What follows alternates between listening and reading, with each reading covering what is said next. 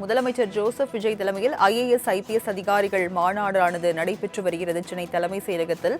அது தொடர்பான அண்மை செய்தியை பார்க்கிறோம். 2 நாட்கள் இந்த மாநாடானது நடைபெற இருக்கிறது.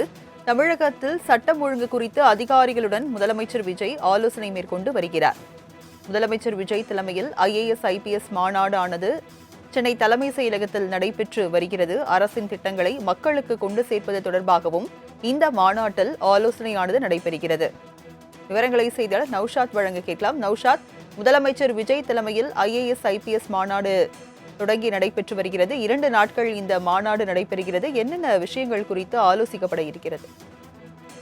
வணக்கம் ராஜலட்சுமி. இன்று தமிழக ஜோசப் விஜய் தலைமையிலாக IAS IPS அதிகாரிகளுடன் 2 நாள் மாநாடு நடைபெறுகிறது. மிக முக்கியமாக தமிழகத்தில் ஒவ்வொரு அரசும் ஆண்டுதோறும் மாவட்ட கலெக்டர் மாநாடு நடத்துவது வழக்கம். இந்த மாநாட்டில் அரசின் திட்டங்கள் கடைக்கோடி மக்கள் வரை சென்று செல்கிறது என்பதை ஆய்வு செய்யப்படுகிறது. மேலும் தாவேக ஆட்சி அமைந்துள்ள ஒரு மாதத்திலும் கடந்துள்ள நிலையில் சென்னை தலைமைச் செயலகத்தில் மாநாடு நடைபெறுவது மிக முக்கியத்துவமாக பார்க்கப்படுகிறது.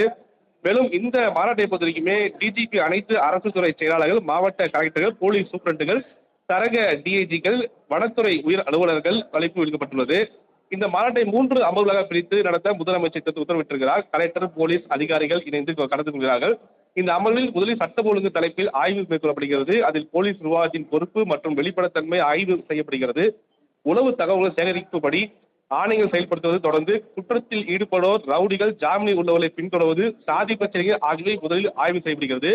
அதன் பின்னர் பெண்கள் பாதுகாப்பு, சிங்கப்பெண் அதிரடிப்படையின் செயல்பாடுகள், அதனால் ஏற்பட்டுள்ள தீர்வுகள், போக்சோ வழக்கில் நிலை, பாதிக்கப்பட்ட குழந்தைகளின் இழப்பீடுகள் வழங்குவது, பாலியல் குற்றவாளியின் தடமறிதல், பெண்கள் குழந்தைகளுக்கு எதிரான சைபர் குற்றங்கள், பெண் குழந்தைகள் பாதுகாப்பு, தன்னார்வலர் சங்கங்கள் போன்ற அமைப்பை ஒருங்கிணைத்து போன்றவற்றை ஆலோசனை மேற்கொள்ளப்படுகிறது.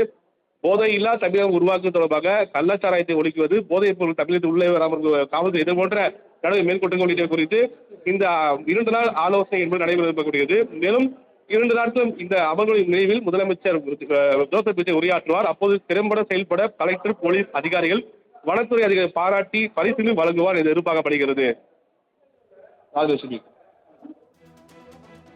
விவரங்களை வழங்கியதற்கு நன்றி நௌஷாத்.